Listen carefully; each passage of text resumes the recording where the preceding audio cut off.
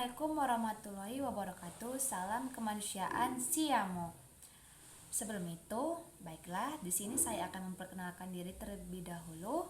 Perkenalkan, nama saya Indah Aulia Rambe, NIM 0306232061, PGMI 3, Stambu 2023. Baiklah, izinkan saya mengajak kita semua untuk mendiskusikan materi Kepalang Merahan tentang Gerakan Palang Merah Indonesia dan Bulan Sabit Internasional.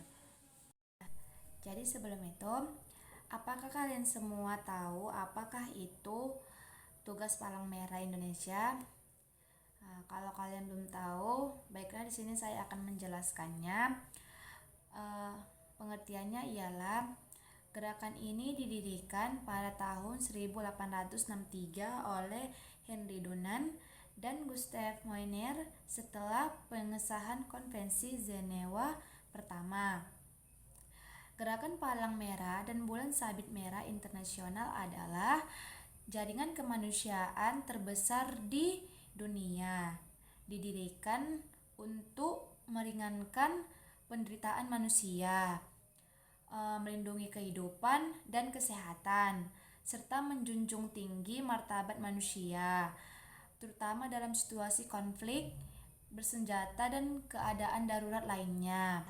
Setelah itu, tujuan dari tugas Kepalang Merahan ini ialah Gerakan Palang Merah dan Bulan Sabit Internasional bertujuan sebagai meringankan, yang pertama, meringankan penderitaan manusia, yang kedua, melindungi jiwa dan kesehatan, yang ketiga, menghormati martabat manusia, yang terakhir ialah mengkoordinasikan bantuan internasional dan berbagai macam tujuan lainnya.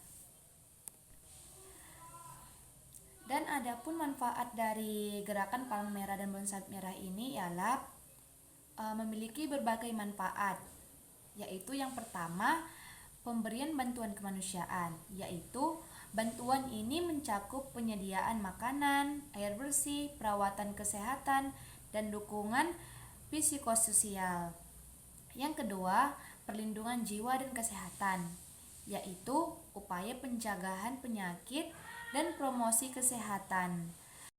Dan yang ketiga ialah koordinasi situasi darurat, yaitu mengkoordinasikan respons cepat terhadap bencana alam dan krisis di berbagai belahan dunia sehingga mengurangi dampak negatif terhadap masyarakat yang terkena.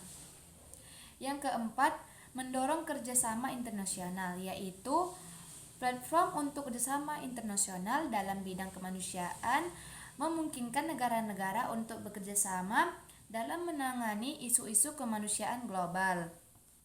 Dan adapun 7 prinsipnya, yaitu yang pertama, kemanusiaan, yaitu memberikan pertolongan kepada korban yang terluka dalam pertempuran tanpa membeda-bedakan mereka. Yang kedua, kesamaan, yaitu memberi bantuan kepada orang yang menderita tanpa membeda-bedakan mereka berdasarkan kebangsaan, ras, agama, tingkat sosial, atau pandangan politik. Yang ketiga, kenetralan, yaitu tidak memihak atau melibatkan diri dalam pertentangan politik serta politik, ras, agama, atau ideologi ini agar senantiasa mendapat kepercayaan dari semua pihak. Yang keempat, kemandirian, yaitu bersifat mandiri, menjaga otonomi sambil membantu pemerintah dalam bidang kemanusiaan. Dan yang kelima, kesukarelaan, memberi bantuan atas dasar sukarela tanpa unsur keinginan mencari keuntungan apapun. Adapun yang keenam, kesatuan, yaitu hanya boleh ada satu perhimpunan nasional yang terbuka untuk semua orang. Yang ketujuh, kesemestaan, yaitu setiap perhimpunan nasional mempunyai hak dan tanggung jawab yang sama dalam menolong sesama manusia. Nah, setelah itu adapun lambang Gerakan Palang Merah dan Bulan Sabit Merah Internasional. Yang pertama, lambang palang merah atau Red Cross sejarahnya yaitu simbol palang merah adalah simbol gerakan palang merah dan bulan sabit yang paling tua.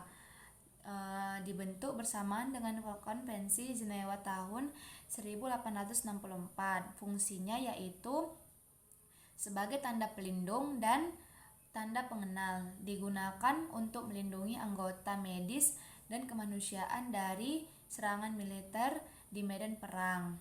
Kedua, lambang bulan sabit merah atau Red Crescent. Sejarahnya yaitu simbol bulan sabit merah dibentuk pada akhir era 1800-an dan disahkan di Konvensi Jenewa 1929. Digunakan pertama kali oleh Gerakan Palang Merah di Turki setelah era Kekaisaran Ottoman berakhir.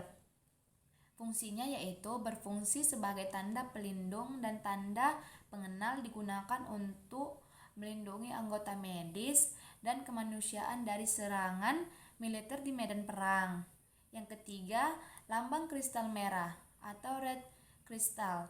Sejarahnya yaitu simbol kristal merah disahkan pada tahun 2005, dibuat untuk meningkatkan netralitas gerakan palang merah dan digunakan pada situasi di mana simbol palang merah dan simbol sabit merah dianggap tidak netral.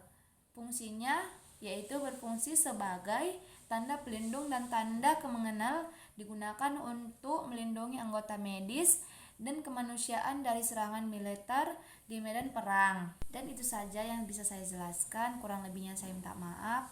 Terima kasih. Assalamualaikum warahmatullahi wabarakatuh.